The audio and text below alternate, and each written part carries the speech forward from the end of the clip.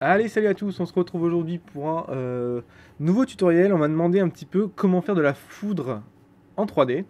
Donc on va voir un petit peu que faire de la foudre en 3D, c'est un peu incohérent en soi. On va voir pourquoi. Mais bon, on va quand même le faire. Et on va voir justement en le faisant pourquoi c'est incohérent de le faire en 3D et pourquoi le faire en 2D, par exemple sur After Nuke, aurait été plus intéressant.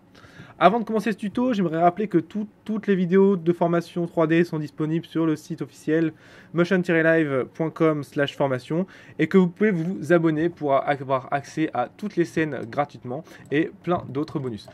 Voilà, allez, on peut y aller. Donc, comment faire de la foudre? La première chose, c'est de trouver une image de foudre tout simplement en référence. Alors, j'ai trouvé celle-là que je trouve pas trop mal. D'accord. Et je vais me baser sur celle-là pour commencer mon modeling. Vous allez voir que ce ne sera pas très compliqué. Donc on va modéliser notre foudre assez simplement. D'accord, donc on va se mettre en vue de face et on est parti, on va créer un cube et puis on va... Alors il m'a fait un truc un peu bizarre. Alors quand vous êtes en vue de face ou en vue orthogonale, pensez à désactiver le mode interactif, sinon il déconne. Voilà, hop, j'ai mon cube, je mets en vue en face et on est parti. Je vais mettre comme ça pour pouvoir sélectionner facilement. Et on y va.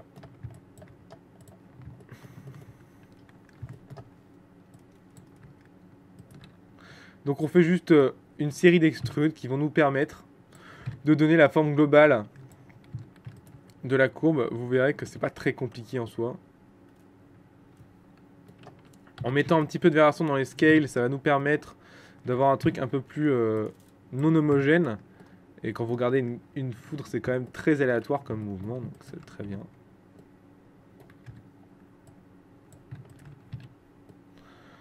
Pensez un petit peu, quand je vois la foudre, ça me fait penser un petit peu à des branches d'arbres. Donc on va faire la branche principale qu'on est en train de faire là.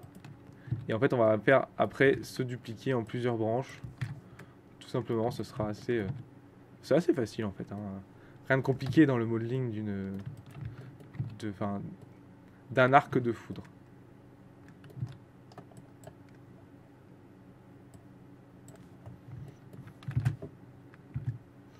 Donc je rappelle espace pour afficher les 4 vues ou alors se remettre en une vue justement. On va partir là-dessus pour le premier arc. On va venir faire son arc enfant plutôt. Donc je vais venir sélectionner je ne sais pas moi, par exemple cette face-ci. Hop. Donc ici vous voyez que j'ai une face mais je voudrais avoir un arc enfant qui est plus petit, donc je vais juste mettre en multi-cut en faisant shift clic droit vers la gauche et je vais venir cliquer sur CTRL molette pour pouvoir venir faire un edge loop et encore molette, un edge loop. Le molette, CTRL molette permet de faire une edge loop pile au centre des deux edge loops ici. Le voilà, on y va, on va refaire une extrude de cette face là et on y va, on peut maintenant construire un petit peu notre deuxième arc. Voilà, et on va faire ce deuxième arc et on va s'arranger pour qu'il se termine en Y. Donc en fait, vous allez voir, ça va être cet arbre-là, plus un arbre secondaire qui va venir se greffer au bout. Vous allez voir, c'est pas très compliqué. On reprend le multi-cut en faisant un shift, clic droit vers la gauche. On va venir faire un arc ici, d'accord? Et on va venir tout simplement, avec cet arc, venir sélectionner la face du côté ici, comme tout à l'heure, et refaire une extrude, partir du côté comme ceci, et venir faire comme si c'était un arbre qui se séparait en deux branches, donc qu'on appelle en Y. Donc rien de vraiment très compliqué, hein, c'est juste des extrudes vers le bas. Vous allez voir qu'on va essayer quand même, je vous le dis, donc de tirer par profit de la 3D, puisque là en fait, là pour l'instant on fait vraiment une foudre qui n'est qu'en 2D. C'est pour ça que tout à l'heure je disais que c'était un peu débile de faire de la foudre en 3D. On pourrait très bien le faire sur After Effects ou Nuke avec un masque, ce serait beaucoup plus cohérent. De toute façon, on va en reparler quand on va rendre notre foudre. Mais nous, on va essayer de tirer un peu parti de la 3D et on va essayer après de s'arranger pour que les arcs soient volumétriques. C'est-à-dire que y en ait un petit peu vers l'avant, vers l'arrière et non pas que sur le côté comme ceci. On va d'abord continuer à construire notre arc de foudre sur le côté comme ceci. Et puis après seulement, on va venir les mettre vraiment en 3D. Vous verrez que ça va devenir déjà un peu plus intéressant et ça justifiera déjà un peu le fait de construire un arc électrique en 3D, même si encore une fois pour moi c'est on va dire un manque d'efficacité. dans le sens où en 2D c'est plus simple, plus rapide et plus joli, quoi. Enfin, vous allez voir au rendu, encore une fois, j'en reparlerai. Allez, on y va, on fait une extrude, même principe que tout à l'heure. On vient dessiner notre arc. N'hésitez pas à faire des choses assez aléatoires, même si après on va pouvoir, vous allez voir, rajouter un petit effet encore plus aléatoire sur les faces qui va rendre notre modélisation plus naturelle. On reprend le multicut, on va refaire, alors hop, il m'a fait un cylindre, désolé. Donc on va refaire un cut ici pour venir faire comme tout à l'heure, faire partir la branche en Y. Donc globalement vous allez voir que c'est tout le temps la même chose, hein. Il n'y a rien d'innovant là-dedans. Hop, et on va refaire un multicut encore une fois pour faire partir la branche ici une troisième fois. Alors pensez à faire des choses qui sont inégaux en termes de longueur. Vous allez voir que ça apporte tout de suite plus de réalisme à votre arc électrique. Et même si vous faites des arbres, c'est un petit peu le même principe. Donc essayez de jamais avoir on va dire des racines, c'est pas des racines, de même longueur. Alors là, vous voyez que j'ai fait une erreur, j'ai retourné ma face. Hop, voilà. Donc un scale un peu trop fort. Très bien, on va venir faire partir une autre branche d'ici. Puis après, ce sera bon. Alors vous pouvez bien sûr aller plus loin dans le modeling. Encore une fois, moi je reste assez simple pour pas trop perdre de temps sur le modeling. Mais après, je vous invite à faire un modeling peut-être un peu plus poussé et détaillé. Ce sera peut-être plus intéressant que moi. Mais moi je ne montre que la technique. Je vous invite vraiment à essayer de personnaliser le truc à votre sauce. Et puis à vous l'approprier, quoi, vraiment faire votre foudre à vous. Vous allez voir que ce sera plus intéressant que juste de refaire mon truc, qui est en soi en plus un peu pourri. Bon, on va rester là-dessus. Donc espace, je rappelle, pour dézoomer. On a notre foudre vraiment simpliste, mais bon, ça fera l'affaire. Et on va la mettre un petit peu en 3D, parce que là, elle fait vraiment 2D. Et donc, jusqu'à là, on peut faire de l'after. Vous sélectionnez votre face ici et vous faites un shift plus grand que pour augmenter la taille de votre sélection. On va se mettre en 4 pour vraiment voir où est-ce qu'il a sélectionné. On va venir sélectionner ça en faisant CTRL SHIFT pour avoir un plus ici et additionner la sélection. Et ici, maintenant qu'on a cette sélection, on va venir déplacer son point de pivot. Donc vous allez vous mettre en vue du top ici. Voilà. Vous allez mettre en 4 ici. Et on va venir mettre son point de pivot au centre de la courbe, de la foudre ici qui est à ce niveau-là. Donc on va appuyer sur D pour modifier le point de pivot et venir déplacer le point de pivot ici.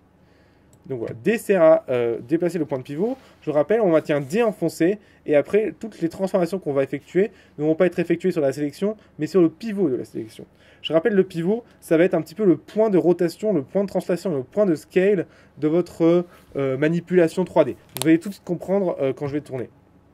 Maintenant que j'ai ça, je peux me remettre en 3D et je vais venir tourner ma foudre comme ceci. Alors je vais venir enlever cette sélection-là et cette sélection-là. Alors vous voyez que l'inconvénient dans Maya, c'est que quand j'enlève une sélection, il faut replacer le pivot. C'est un peu chiant, mais bon, c'est pas grave, ça fera la blague. Et on va venir se mettre en soft sélection. Et on va venir agrandir le soft sélection en appuyant sur B et on va drag and dropper avec le clic gauche de la souris. D'accord, B, on drag and drop avec le clic gauche de la souris nous permet d'agrandir la sélection et de faire ce qu'on appelle un fondu de sélection, ce qui fait que ces points-là vont bouger moins que ces points-là. D'accord, regardez un petit peu ce qui se passe, ces points-là bougent moins que ces points-là. Alors je vois que mon soft sélection n'est pas assez fort, voilà, c'est mieux. Encore un petit peu, voilà. Ok, plus intéressant. Comme ceci, ok. On va refaire la même chose avec juste par exemple ceci pour avoir une foudre un peu plus intéressante. On y va. Hop. À la limite, pourquoi pas faire un truc comme ça. Alors, je vais prendre celui-là. Si je suis plus grand que pour agrandir la sélection, je vais déplacer mon point de pivot vers le haut. Donc le déplacement de point de pivot en 3D et surtout dans Maya, c'est vraiment indispensable pour pouvoir travailler correctement. Sans ça, je vois vraiment pas comment on peut réussir à faire des choses qui soient un peu plus détaillées, quoi. Le point de pivot, c'est vraiment ce qui va nous permettre de faire des trucs. Donc voilà, là on a un truc vraiment en volume, ce qui est déjà plus intéressant que juste une plaque. Et ça peut à peu près justifier le fait qu'on utilise de la 3D, même si pour moi c'est vraiment encore gadget. Donc on a notre arc de foudre, mais vous voyez qu'il est quand même assez low poly. On va essayer de le dynamiser un peu. Je vous remets un petit peu l'image sous laser. On voit que là c'est beaucoup plus détaillé et nous on n'a pas ces détails. vous allez voir qu'avoir ces détails, c'est pas très compliqué. On va tout simplement faire ici, on va venir supprimer la face du dessus ici. Hop. Tout simplement pour, vous allez voir quand on va smoother pour pas que ça fasse un rond ici. De toute façon, je vais vous montrer, regardez. Là, je vais smoother pour rajouter des faces, donc je fais Shift-clic droit, Shift-clic droit, Smooth. Ici, vous voyez que ça arrondit. Moi, je veux pas que ça arrondisse ça. Donc, on n'arrondit pas. On vient juste prendre la face, la supprimer. Et maintenant, quand je fais un Smooth, vous allez voir que ça n'arrondit plus le dessus. D'accord, voici un petit peu ma foudre. Alors je trouve personnellement qu'il vient m'arrondir les bords, je n'aime pas trop ça, donc on va rajouter des edge loops pour durcir ça. Si vous ne comprenez pas les concepts d'edge loop, de smooth et de modeling, je vous invite à vous reporter sur le tutoriel que j'ai fait sur le modeling pour débutants. Il va s'afficher ici, comme ça vous comprendrez un petit peu mieux ce que je raconte. Allez, on y va, on passe en multicut et on vient faire avec CTRL des edge loops ici, en fait à chaque embranchement, j'ai envie de dire. Ce qui sera plus intéressant. Hop, alors, un petit peu relou à faire, mais ça va assez vite.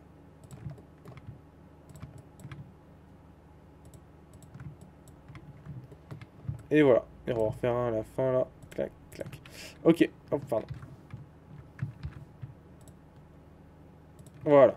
Donc on a nos edge loops, ça va nous permettre de durcir un petit peu notre modèle. Maintenant quand je fais un smooth, regardez, c'est beaucoup plus intéressant. J'ai toujours mes arcs bien durs, comme il le faut. On va le smoother 3 fois, je pense, voilà, pour avoir un petit peu de topo. Pour pouvoir, après, vous allez voir, faire une petite opération assez sympa qui va nous permettre d'ajouter beaucoup de détails dans la modée, assez simplement. Comment on fait? Vous allez en face, vous sélectionnez tout. Vous enlevez le soft sélection. Et vous faites Shift-clic droit, et là vous avez Transform Component. Ça vous affiche une flèche ici, d'accord, qui n'est pas très intéressante, puisque quand vous faites ça, ça va juste en fait bouger la face en fonction de c'est normal. Et nous, ce qui va être intéressant, c'est d'aller dans l'attribut editor ici, et vous avez random, et ça devient vraiment cool. Donc vous mettez random à 1, et vous allez voir, dès que je vais avancer maintenant, hop, tout avance en random. Et là on a vraiment un truc qui est, je pense, très intéressant. Alors on va augmenter un peu plus.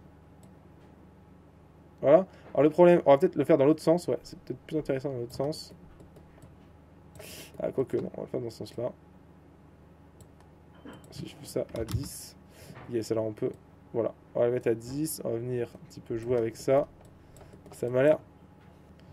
Voilà un petit peu maintenant mon arc de foudre, qui est déjà beaucoup plus intéressant en termes de détails.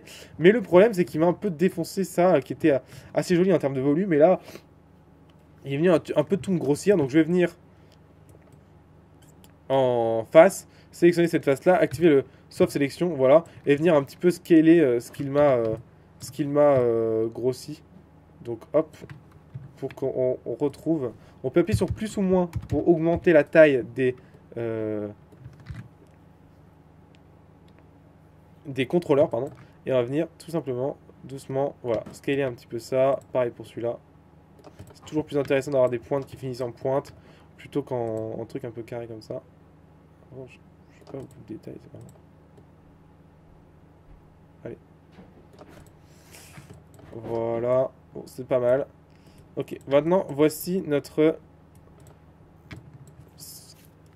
foudre. Bah écoutez, c'est presque terminé, quoi. Je veux dire, on a le modeling. Maintenant, la question, c'est comment on va rendre ça pour que ce soit beau. Et bah, la réponse est assez étrange, mais on ne va pas le rendre parce qu'en fait, c'est pas possible de rendre ça beau en 3D parce que on va utiliser le compositing pour avoir un truc cool. Donc, on va juste prendre notre foudre et on va Shift clic droit et assigner un favorite matériel et on va utiliser un surface shader.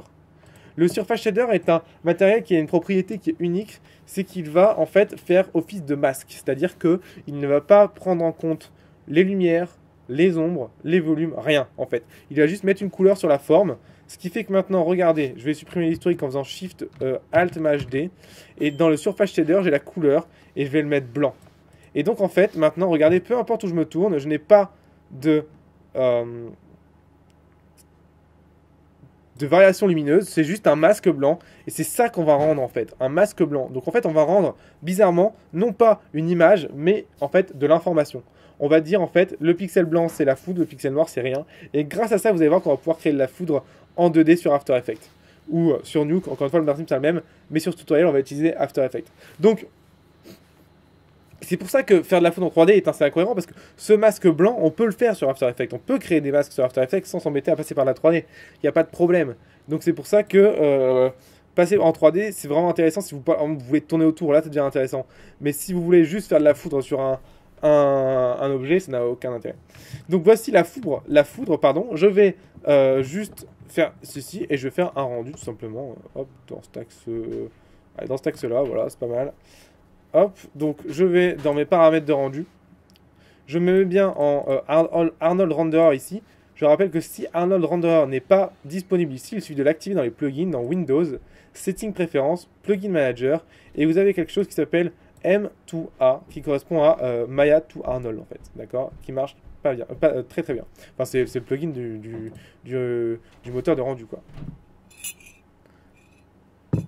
Maintenant, on va setter notre format d'image, on va sortir du PNG, pas la peine de s'embêter avec de l'EXR. Si vous ne connaissez pas, si vous ne comprenez pas tout ce que je raconte ici, je vous invite vraiment à regarder ma vidéo sur les settings de rendu d'Arnold et comment fonctionne aussi une image numérique. On va se mettre en 16 bits, histoire de vraiment faire ça on va dire, le mieux possible. On sort une seule image, c'est la perce, on va la sortir en HD 1080 et c'est tout. Voilà, en gros, après, donc les samples, on va mettre 4 en AA et le reste, on peut foutre à 0. Le diffuse, ça ne servira à rien, de toute façon, c'est qu'un masque, donc aucun intérêt. Et le reste, on s'en fout. Donc on va rendre cette image, le problème c'est où est-ce qu'il va la rendre, donc pour ça il faut setter notre projet. Donc vous faites File, Set Project. Pour ceux qui ne comprennent pas le concept de Setted Project, je vous invite à regarder ma vidéo que j'ai faite sur le pipeline qui parle très bien de ce concept de Setted Projet. C'est très important et je vous invite à ne pas l'oublier, sinon ça peut vraiment vous faire péter une production. Donc voilà, mon dossier est seté. Je sais que maintenant il va me rendre l'image dans Foudre, Image et j'aurai mon image. Alors faisons un rendu et voyons ce qui se passe. Voilà, mon rendu est terminé. Je le trouve un petit peu flou. C'est le filtre gaussien qui doit être un peu trop fort. Donc on va juste baisser un petit peu ce filtre gaussien et refaire ce rendu. Donc le filtre gaussien se trouve à ce niveau là, ici dans Filter. Le gaussien je le trouve un peu fort. Donc on va juste le mettre à 1 ici. Et refaire le rendu. Voilà, c'est beaucoup mieux. On va passer maintenant sur After Effects. Nous voici sur After Effects. On va se mettre directement en 16 bits pour avoir un espace de travail qui soit plus cohérent. On va faire ici en sRGB. Si vous ne comprenez pas ce que je raconte, encore une fois, j'ai fait une vidéo sur l'espace de travail linéaire et le 16 bits sur After Effects. Je vous invite à aller la voir, elle va s'afficher ici. Ici, on va juste importer mon image, d'accord, et on y va. Donc notre foudre, on va créer une composition avec celle-ci en la glissant sur ce petit icône ici pour venir la mettre dans la timeline. Notre image est créé. On va pouvoir maintenant faire de la foudre parce que pour l'instant, ça ne ressemble pas à grand-chose si ce n'est un arc blanc. Donc en fait, comme je vous l'ai dit, cet arc blanc va nous servir d'information et on va pouvoir créer des choses en fonction de cet arc blanc. Comment je fais? Je vais créer par exemple un solide qui sera bleu. D'accord. Voilà, j'ai créé un solide bleu. Et je vais en fait cliquer ici sur ce bouton, là, mode, et là je vais faire Luma Mat. Maintenant, je vais appuyer ce petit carré pour voir bien ce qui est transparent. Mon solide bleu ne s'affiche qu'en fonction du blanc de l'image. Alors en fait, j'explique un petit peu ces 4 modes ici. Ici, il y a une autre arc mat qui ça ne fait rien en fait. Ici, il y a le alpha mat qui va prendre l'alpha en compte. Là, comme il n'y a pas d'alpha dans mon image, ça n'a aucun intérêt. L'alpha inverse, bah, c'est l'alpha inversé. Ici, vous avez l'humamat qui va dire que ce qui est blanc est visible et ce qui est noir est transparent. Donc, c'est ce qui se passe là. Et si je fais l'inverse, l'uma inverted, c'est l'inverse. Donc, c'est ce qui est blanc est invisible et ce qui est noir est visible. Voilà. Donc, nous, on veut bien l'humamat. Et c'est pour ça que j'ai mis mon masque en blanc dans Maya, bien sûr. Bon, j'aurais pu le mettre en rouge ou en bleu, ça l'aurait fait aussi. Mais on aurait eu quelques petits tricks à faire pour retourner en blanc dans After Effects. On a une courbe bleue. Mais j'aimerais avoir cette courbe aussi blanche. Donc, pour ça, je vais précompositer tout ça. En faisant CTRL-SHIFT-C, pardon, je précompose. À quoi ça sert de précomposer? En fait, c'est un petit peu comme si je rendais tout dans un dossier et je vais pouvoir maintenant faire des actions sur ce dossier. Voilà, ma précomposition est faite et maintenant là-dessus, je vais pouvoir la dupliquer et je vais en mettre une blanche, une bleue. Donc celle-là, ce sera la foudre blanche. Et ça, ce sera la foudre bleue. La foudre blanche, je vais pouvoir venir la mettre en blanc, parce que pour l'instant elle est bleue, en faisant tout simplement un CC toner, qui est très intéressant parce qu'il va nous permettre de séparer l'image en 3 tons différents de couleurs. Et donc je peux très bien mettre les mid-tones en blanc, et maintenant les shadows en blanc, et voilà, maintenant ma foudre est blanche, donc j'ai bien une foudre blanche et une foudre bleue. Maintenant il ne reste plus qu'à faire une seule chose, et on a terminé, c'est de mettre la foudre blanche et la foudre bleue en addition. Pourquoi? Parce que on est d'accord que la foudre, c'est de la lumière qui s'additionne entre elles. Ça va être ça qui va faire que la foudre paraît très lumineuse, très forte lumière, c'est parce que chaque couleur s'additionne. Et maintenant, on va faire un effet tout bête, c'est en fait, votre foudre blanche, vous allez lui mettre un effet de flou accéléré. Donc blur ici, et vous avez phase blur. Et on va aller mettre un effet, on va laisser l'effet à 0 et on va dupliquer la foudre blanche.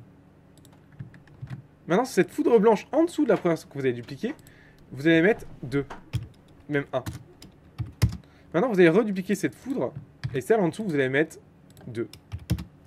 On la reduplique encore, et ici, on va la mettre 4. Je pense que vous commencez à comprendre le concept. À chaque fois, on double la valeur du flou gaussien, et vous allez voir que ça donne un effet très intéressant de, on va dire, d'épuisement de la lumière, qui donne un petit peu un effet sabre laser et qui est très intéressant justement pour l'effet de foudre. 32 et on va aller jusque 64.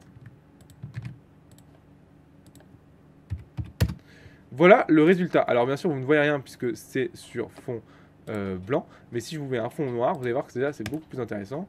Donc je vais mettre juste dans les paramètres de composition, je vais venir mettre le fond ici qui est blanc en noir. Voilà à quoi ça correspond. Alors vous voyez que c'est un peu fort, mais qu'on va régler ces petits problèmes de force un peu plus tard. On va faire la même chose avec la couleur bleue.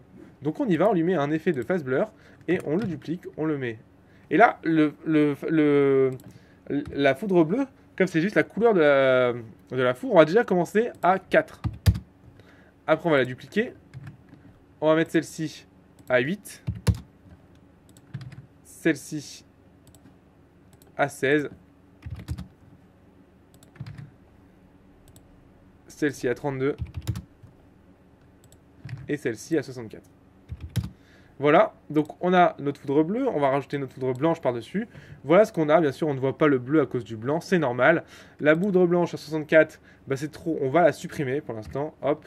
C'est déjà plus intéressant. Celle à 32, je pense aussi qu'elle est trop, donc on va la supprimer aussi. Voilà, on commence à avoir quelque chose de plus cool. Le bleu,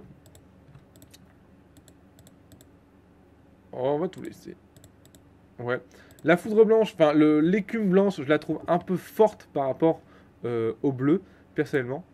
Donc je vais venir désactiver quelques détails. Hop.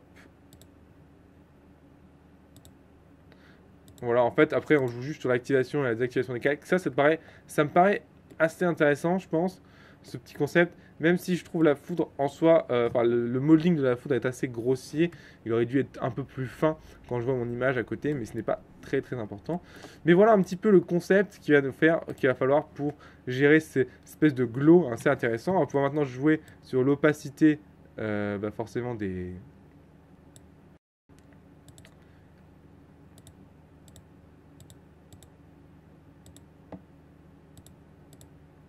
L'opacité du flou.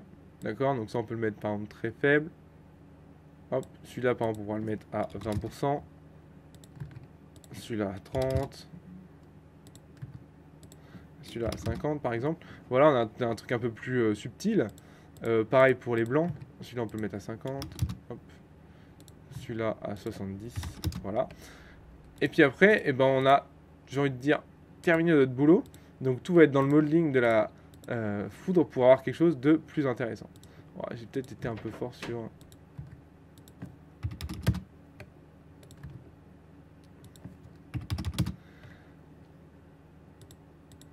Donc voilà un petit peu le concept. Je pense qu'on a un truc pas mal dans le truc. Je pense que tout est dans le travail du modeling qui est un petit peu ici, un peu pourri. Mais j'aimerais vous montrer autre chose dans After Effects qui fait de la foudre pour vous et ça ne sert à rien de passer par la 3D. Vous allez voir, on va juste créer une nouvelle composition pour voir ça.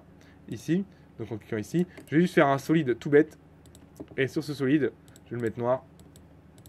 je vais créer un effet ici, génération, et vous avez dans cet effet de génération un... Alors, où est-ce qu'il est? Donc dans génération, ici vous avez Advanced Lighting qui permet de vous faire un éclair pour vous déjà réglé, animé, enfin bref tout quoi. Beaucoup plus intéressant que de le faire en 3D encore une fois. Seulement, la seule différence c'est que vous ne pourrez pas tourner autour ici. Il n'y a qu'en 3D que vous pourrez tourner autour. Mais là vous avez tout et ici vous avez les paramètres de direction. Comment il est généré cet éclair. Les paramètres du glow. D'accord. Enfin, vraiment, il y a tout, quoi. Il y a vraiment tout pour faire un truc vraiment cool. Vous pouvez vraiment faire ce que vous voulez dans la génération. Vous avez les paramètres ici qui vont être... les paramètres qui vont être très intéressants pour pouvoir gérer la forme de la foudre. Enfin, vous avez vraiment tout. Ici, vous avez... Ici, la possibilité directement d'animer avec ce paramètre Conductivity State, pouvoir animer votre foudre, même si logiquement quand il y a de la foudre au ciel, logiquement elle ne bouge pas, hein. On voit juste la foudre apparaître et disparaître, mais la forme ne bouge pas. Vous pouvez gérer le radius de la forme ici, du centre, du cœur. Ici vous avez l'opacité du cœur, vous avez la couleur, vous avez tout, vous pouvez faire ce que vous voulez. Donc je vous laisse vous amuser avec ça. Et vous allez voir que c'est plus intéressant que de faire de la foudre en 3D. En tout cas, ce sera moins de galère pour vous. Je vous le dis. Bien sûr, après, vous pouvez vous amuser à faire de la foudre en 3D. C'est pas un problème. Surtout si vous voulez tourner autour ou ce genre de choses. Mais ça, c'est que c'est plus de boulot, plus de travail. Et vous voyez qu'en modeling, avoir la forme de base, c'est simple. Mais avoir cette subtilité et la finesse qu'a une foudre n'est pas forcément si cohérent. Enfin, si simple à mettre en place dans le modeling. C'est assez difficile de travailler sur des choses qui sont fines en 3D. Tout de suite, on a les faces qui se rentrent dedans, etc. Donc, je vous invite à essayer les deux, voir ce que vous préférez. Dans tous les cas, moi, je vous dis merci d'avoir suivi ce tuto jusqu'au bout. J'espère qu'il vous aura plu. J'espère qu'il va vous servir dans vos projets, dans vos métrages. Et dans tous les cas, je vous dis, moi, à la semaine prochaine pour un nouveau tutoriel. Et je vous dis bon courage. Allez, bye bye.